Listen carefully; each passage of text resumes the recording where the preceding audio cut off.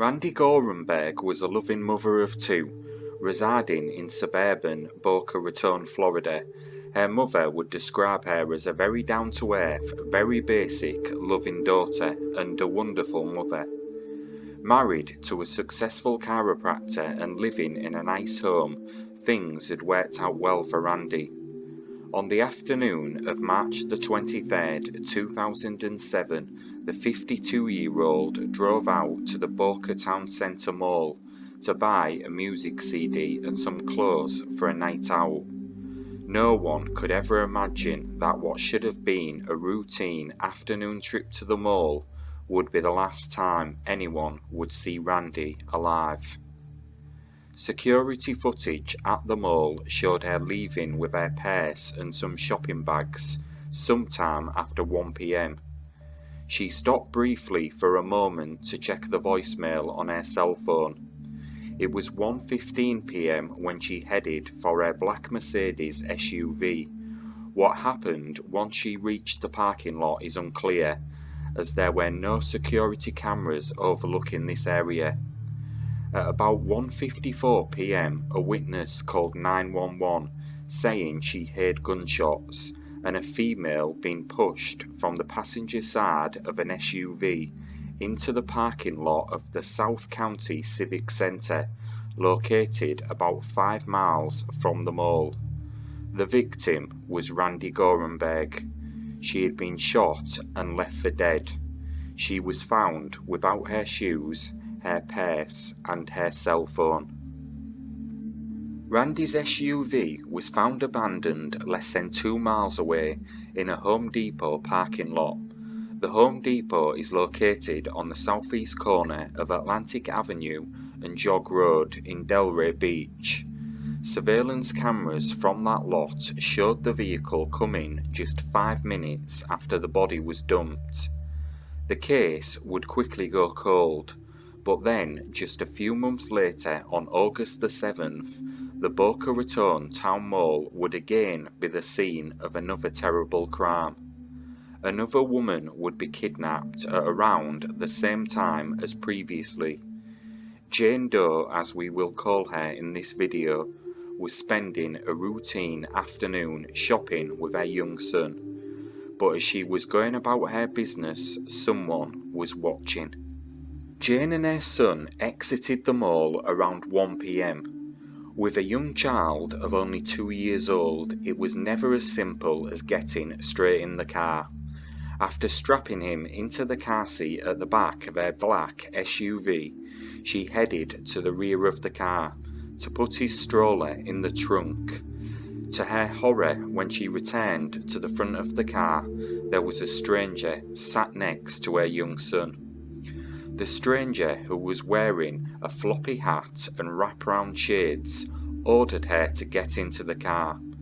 Understandably, Jane was frozen to the spot.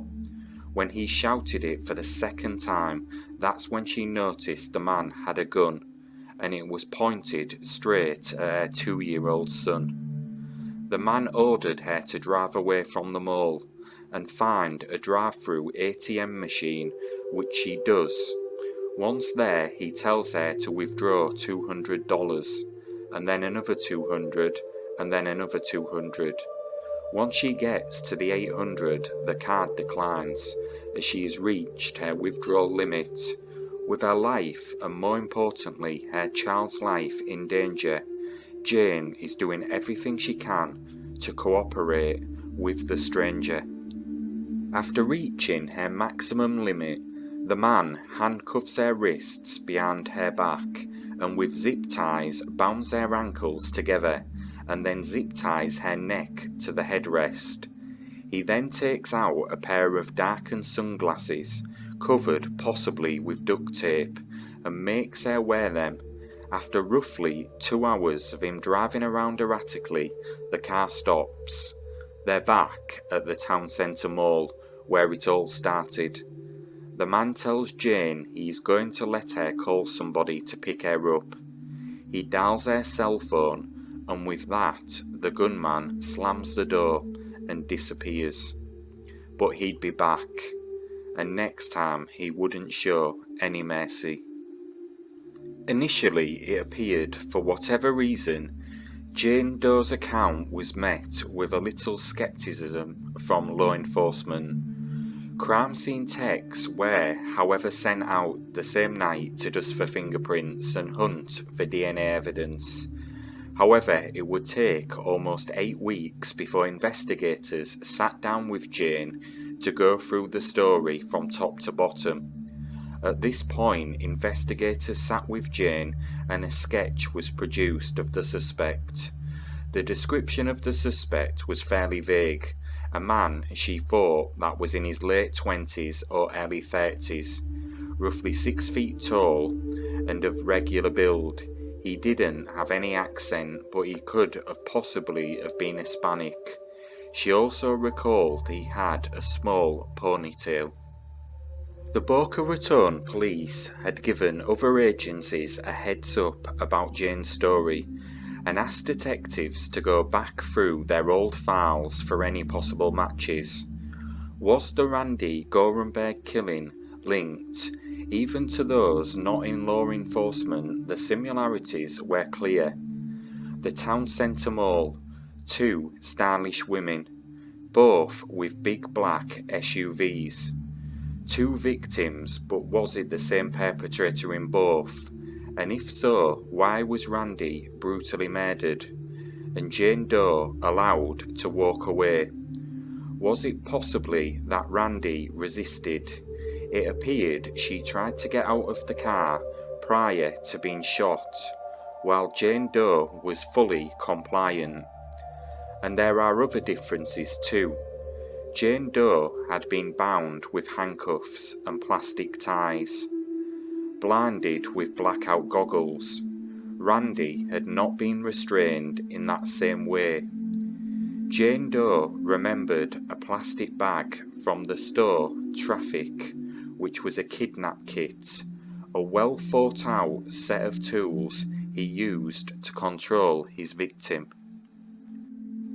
Whether the cases were related or not, Jane Doe's abduction received little media coverage, and many of the tens of thousands of shoppers that visited the Boca Raton town mall every day probably knew nothing about it. But that would all change in December of that year, when evil would strike the mall once again. December 2007. The Christmas decorations were out, and the weather was feeling colder. Everyone was getting into the Christmas spirit and doing a last bit of Christmas shopping. The parking lot of the Boca Raton town mall was jammed with shoppers, few of them aware that 1 and probably 2 women had been abducted from that very place on routine shopping trips. On December the 12th, single mum Nancy Bacchicchio and 7-year-old daughter Joey were shopping for Christmas cards. Nancy had her daughter later in life. At 40 years old, she thought she wasn't going to be able to have a child. A doctor had told her she would be unable to have children. So when Joey was born, she was overjoyed. The young girl was seen as a miracle child to her and the apple of her eye, and Joey turned out to be a bundle of joy. The 2 of them were looking forward to the upcoming holidays, but little did they know, as they walked past the security camera on the way to the food court, that someone was waiting and watching, waiting for his moment to strike, and Nancy and Joey were his prey. At 3 p.m, Nancy and Joey left the mall through the same exit that Randy Gorenberg had used on the day she was killed. These are the last pictures ever taken of them. Again, the parking lot didn't have cameras, so we don't see Nancy and Joey reach their black SUV. Within a matter of minutes of these pictures being taken, Palm Beach County Sheriff's Office gets a 911 phone call from Nancy's cell phone. There's no dialogue, and the phone immediately hangs up. Minutes later, Nancy's black SUV is spotted at the drive-through ATM. the same one Jane Doe had been directed to. She withdraws $500. Hours passed without any sign from the mother and daughter. Shortly before midnight on December the 12th, 2007, a security guard at the town centre mall noticed a black 2007 SUV with the engine running, parked in the lot on the south side of the Sears department store. He called the Boca Raton police and asked for an officer to check it out. Officers found Nancy Bacchicchio and her daughter Joey in the SUV, bound and shot. It was as bad as you'd expect. Both mother and child were dead. The tragic discovery of the two bodies launched a massive investigation involving resources from around the country. Boca Raton police crime scene technicians collected several hundred pieces of evidence from the scene, including DNA samples, and a timeline of the events of that day were quickly put together. The suspect used a variety of material to bind and control Joey and Nancy, including duct tape, plastic ties, handcuffs and goggles. Their hands, feet and neck were bound to restrict their movement in the vehicle. When they were discovered, the bindings on Nancy's wrists were broken. No cameras recorded the SUV returning to the lot, but the unknown person at the wheel had almost certainly been there before, in almost identical circumstances. It appeared this had all the signature of the August robber abductor. The task force determined, after reviewing hundreds of hours of security camera tapes, that the man in the floppy hat was not seen anywhere inside the mall following his victims. That meant the killer laid in wait for his victims in the parking lot, pouncing only after they left the mall in broad daylight. As the initial leads were being investigated, two people of interest were identified.